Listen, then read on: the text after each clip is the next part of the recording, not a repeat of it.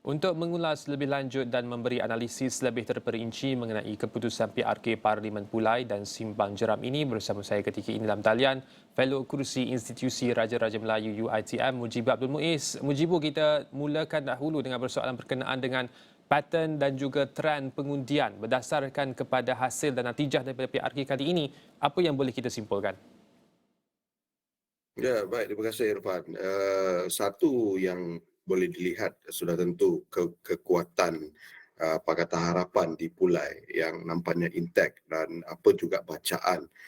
yang berlaku dalam PRU 15 dan juga PR 6 PRN yang lalu itu jelas memberikan kita kesimpulan bahawa pattern itu undi bukan Melayu solid di belakang Pakatan Harapan dan undi Melayu masih lagi terpecah itu berlaku di Pulai dan barangkali litmus test benar itu juga boleh dilihat di Simpang Jeram. Walaupun di peringkat awal ramai yang menjangkakan bahawa akan berlaku saingan sengit di Simpang Jeram dan mungkin Perikatan Nasional mampu untuk merampas kursi itu berdasarkan Simpang Jeram merupakan salah satu kubu kuat mereka yang pernah dimenangi oleh PAS dengan gelombang yang dijangkakan juga mungkin sudah turut sampai di Johor. Namun apa yang berlaku sebaliknya dan kita melihat kemenangan yang saya rasakan agak selesa ya dengan majoriti 18,000 di Pulai dan 3,500 di Simpang Jeram kepada apa nama Pakatan Harapan Barisan Nasional ini jelas menunjukkan bahawa politik kita masih lagi mempunyai angkubah yang berbeza untuk dibaca dan kesemua perkara-perkara itu harus diteliti dengan menggunakan fakta dan data yang ada untuk membuat bacaan. Namun begitu saya masih lagi melihat bahawa apa yang berlaku di Pulai dan Simpang Jeram ini tidak boleh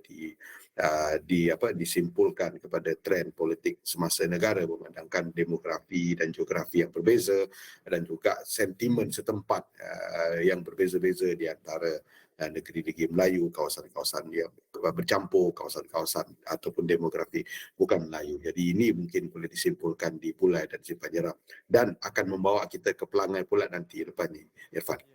Adakah maksudnya apa yang berlaku di peringkat nasional termasuklah isu pembebasan kes mahkamah oleh beberapa pemimpin UMNO dan juga beberapa isu nasional lain yang cuba dibangkitkan oleh Perikatan Nasional sepanjang kempen ini tidak terlalu memberi kesan kepada pengundi? Adakah itu maksud Mujibu?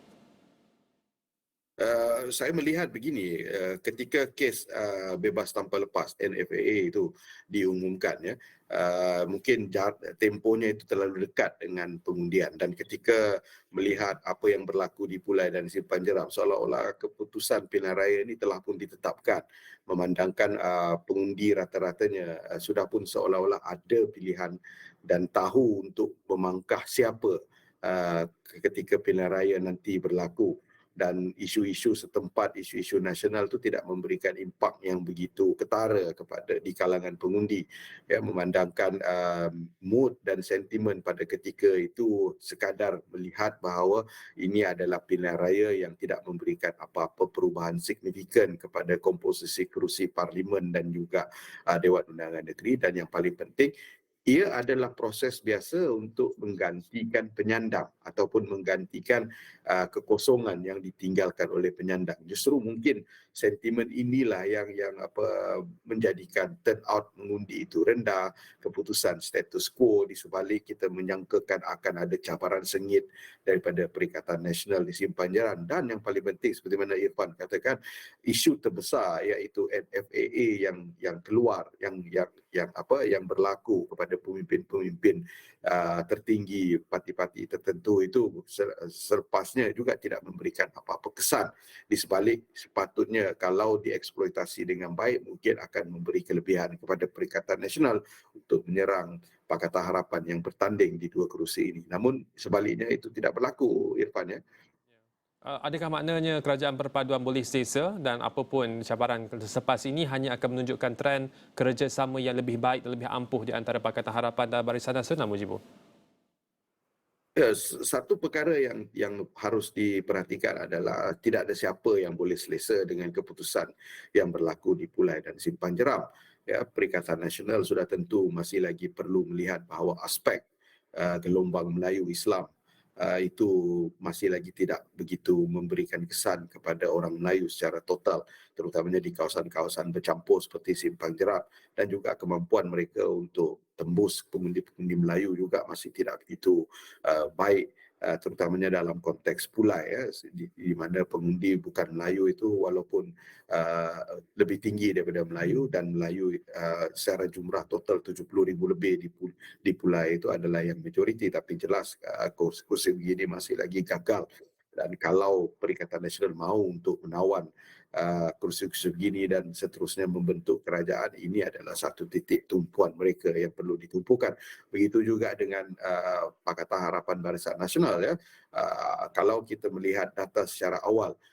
pengundi Melayu tetap masih lagi tinggi bersama dengan Perikatan Nasional, maka kemenangan pada hari ini juga barangkali disumbang berdasarkan pengundi-pengundi bukan Melayu yang masih lagi setia untuk mengundi mereka, di samping keterpecahan pengundi Melayu dan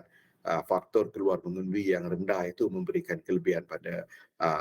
Pakatan Harapan Barisan Nasional yang pada saya kalau dibawa kepada pilihan-pilihan lain ataupun kita pergi ke kawasan-kawasan demografi yang Melayunya lebih tinggi, yang pengundi Melayunya barangkali bukan Melayunya barangkali rendah, juga barangkali akan menyukarkan Pakatan Harapan untuk memenangi kursi itu, ditambah dengan naratif-naratif semasa yang berkembang sepanjang perkembangan yang berlaku membawa kepada pilihan raya, terutamanya apabila kita bercakap dengan tentang pilihan raya yang bakal menghampiri kita pada bulan hadapan, iaitu di pilihan raya kecil di Pelangai. Justru perkembangan ini kepada dua-dua faksi yang berbeza ini harus diambil teliti dan digunakan untuk membentuk apa juga poin dan naratif yang bakal dikembangkan bagi membolehkan mereka menawan undi-undi yang disasarkan, bukan hanya untuk mengekalkan vote bank sedia ada, tapi juga merampas dan mencuri undi-undi di sebelah sana bagi membolehkan keputusan pilihan raya itu memihak pada mereka. Ini barangkali poin yang dihantar oleh Simpang Jeram dan Pulai semalam. Baik, terima kasih Mujib Abdul Muiz, Fellow Kerusi Institusi Raja-Raja Melayu ITM. Selamat berehat, kerana difahamkan Mujibu kurang sihat selepas daripada sepanjang malam semalam yang menganalisis keputusan dari pihak RK. Itu sahaja untuk waktu ini kita mengupas berkenaan dengan analisis keputusan pihak RK di Dewan Undangan Negeri Simpang Jeram dan juga Parlimen Pulai. Kita akan berehat seketika, kembali selepas ini.